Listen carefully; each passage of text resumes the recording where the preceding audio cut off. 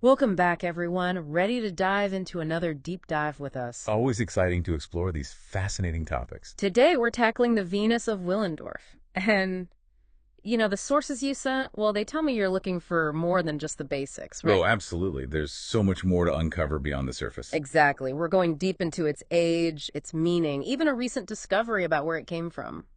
It's pretty surprising. Yeah, it really is. For such a small piece of history, the Venus packs a real punch. I know, right? Yeah. This tiny statue, it's barely bigger than your hand, but it's been puzzling people for over a century. And amazing, isn't it? Discovered back in 1908, but still, even now, new research is popping up and turning what we thought we knew on its head. Okay, so let's start with the basics. Found near Willendorf, Austria, right? That's right. Limestone figure, unearthed by a workman during an archaeological dig. Can you imagine finding something like that? Oh, it would be incredible, wouldn't it? And to think it was hidden away for something like 30,000 years. 30,000 years? Yeah. That's what they estimate, based on where they found it, the layer of Earth, and using radiocarbon dating. They've placed it solidly in the Upper Paleolithic period, Wow. specifically the Gravation period, a time of incredible artistic development really all across Europe, roughly between 33,000 to 20,000 years ago. Okay, now one of the things that I found really interesting is you pointed out in your notes that it's carved from oolitic limestone. Right, yeah. Now I had to look that up. Tiny little round grains. It's almost like fish roe. Yeah, it has a very distinct look. And your sources pointed out that type of limestone isn't actually found anywhere near Willendorf. Exactly. So already, So 30,000 years ago, people are already sourcing materials from, far away to create their art. seems that way, doesn't it? And that's just one of the mysteries surrounding this little statue.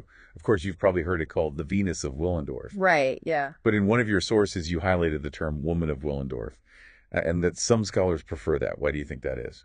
Oh, yeah, I did think that was interesting. I mean, we're calling it the Venus figurines, but that was, millennia before the Roman goddess Venus even existed. Exactly. It's like we're trying to impose our own cultural ideas on something we don't fully understand. Right, so it's probably more accurate to just call it the woman of Willendorf. Absolutely. Yeah. It's a good reminder to be careful about the assumptions we bring when we're trying to interpret the past. Yeah. Okay, so we've got this mysterious figure, tiny, like you said, only about 4 inches tall, might have traveled hundreds of miles from where it was made, but we still don't know for sure what it meant to the people who made it. Yeah, it's true. That's part of what makes it so fascinating, right? It really is. I mean, researchers have put forward so many different interpretations, everything from fertility symbols, good luck charms, even self-portraits. You mentioned that the self-portrait theory intrigues you. Can you tell us a little more about that? Sure, yeah. Well, researchers McCoy and McDermott, they proposed that back then, without mirrors, women might have only seen their own bodies by looking down, noticing the curves, the shape of their own body. Ah, interesting. And they argued that that perspective, that view, is actually reflected in how the Venus is made. The way those breasts and the hips and the stomach are exaggerated. Hmm. And even, they suggest, maybe the fact that there aren't really any facial features might support this theory. Yeah, so it's almost like it's not about individual identity, it's more about a shared experience. Yeah, a shared experience of the female form. I like that. And there's another detail that I think supports this idea. It's thought that the figure probably couldn't stand on its own, Really? suggesting it was meant to be held or maybe even like pegged into the ground, Yeah. So imagine holding this figure in your hand, feeling the smooth curves. It would have been a very tactile experience. Oh, yeah. Very different from, say, a statue of a goddess standing on a pedestal. It feels much more personal somehow, right? Yeah, more intimate, much more intimate. Mm.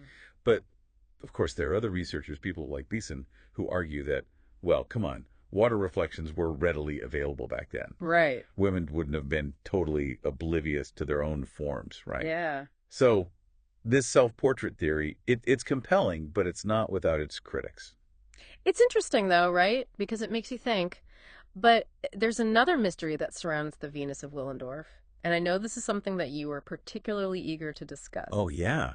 This is fascinating. It's the mystery of what it's made of. Yeah. Where that material came from. And in 2022, it seems like some new research might have finally cracked the case. Yeah. Pretty amazing, huh? Yeah. Remember we talked about the oolitic limestone, not local to Willendorf.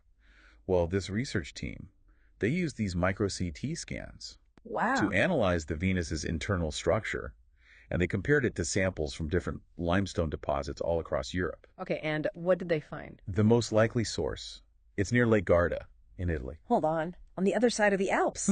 Pretty far, right? That's incredible. So that means this tiny statue traveled over mountains across huge distances. It really makes you think differently about life in the Paleolithic, doesn't it? It does. You know, we often picture those societies as isolated, limited in how far they could travel. Right, yeah. But this suggests a different story. So what were their journeys like? Were they just practical, for trade and resources? Or was there more to it? Well, one of your sources, it points out that these researchers, they also found something else. Fossilized shell fragments within the limestone. Really? And those shells, they match species only found in that specific region of Italy. That's amazing. So like those tiny shells, they're like little clues, whispering stories about these ancient travels. Exactly. But the story doesn't end there. There's more. While Italy's the most likely, they also found another possible source for the limestone. Less likely, but still. Okay, now this is where it gets interesting. Based on the composition, the other possible source is in eastern Ukraine. Over 1,600 kilometers from Willendorf. That is just mind-boggling. To think that this tiny figure could have traveled that far, across different landscapes, different cultures. It really changes how connected these societies might have been. Exactly. This isn't just about materials, right? It's about ideas, beliefs, maybe even artistic styles moving around too. It makes you wonder what kind of networks and relationships existed to make these exchanges happen. Like, how did that even work back then? Yeah, it's fascinating. Are there other objects, like the Venus of Willendorf out there, just hidden away, waiting for us to find them? Maybe just waiting to rewrite history, who knows? And maybe even challenge how we understand the present, too. The Venus shows us humans have always been connected, always wanted to explore, create, leave their mark. It's kind of a humbling thought. It is. Makes you realize we're all part of this long story, stretching back tens of thousands of years. A story full of mystery, innovation, connection.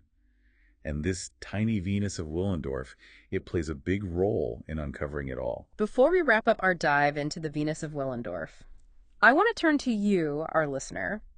What stood out to you the most?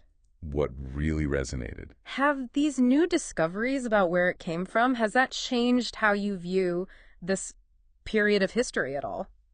It really highlights that we have to keep an open mind when it comes to the past. Yeah.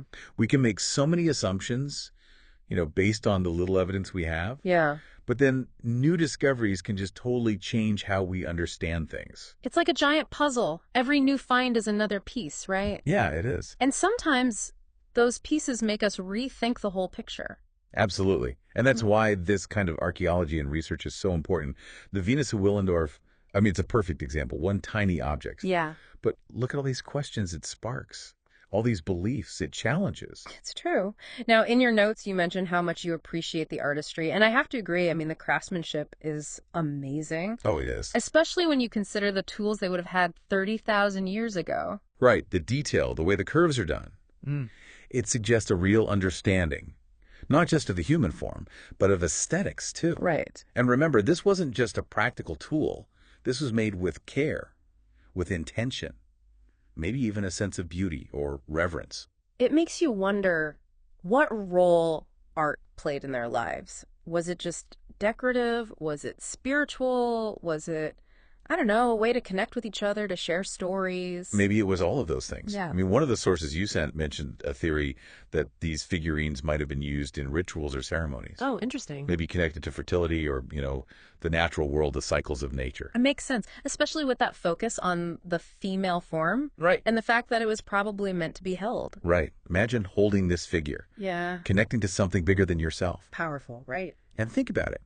Back then, people were so connected to the natural world. Their survival depended on it. Understanding the seasons, the animals. It makes sense that these themes would show up in their art. So as we come to the end of our deep dive, what do you think is the most important thing we can take away from all this? I think the Venus of Willendorf, it reminds us that the past is full of surprises. We have to question our assumptions, keep learning, and appreciate how clever and how complex our ancestors really were. And maybe it inspires us to look at the world around us with a little more wonder. a little more curiosity, Yeah. to see the stories hidden in plain sight, the connections across time and space. Who knows what else is out there waiting to be discovered? What secrets are still buried, ready to add new chapters to our story? It's exciting to think about. Thank you for joining us for this incredible journey into the world of the Venus of Willendorf. We hope it sparked your imagination, and we hope you'll keep exploring those mysteries of the past with us. Until next time, keep questioning, keep discovering, and keep diving deep.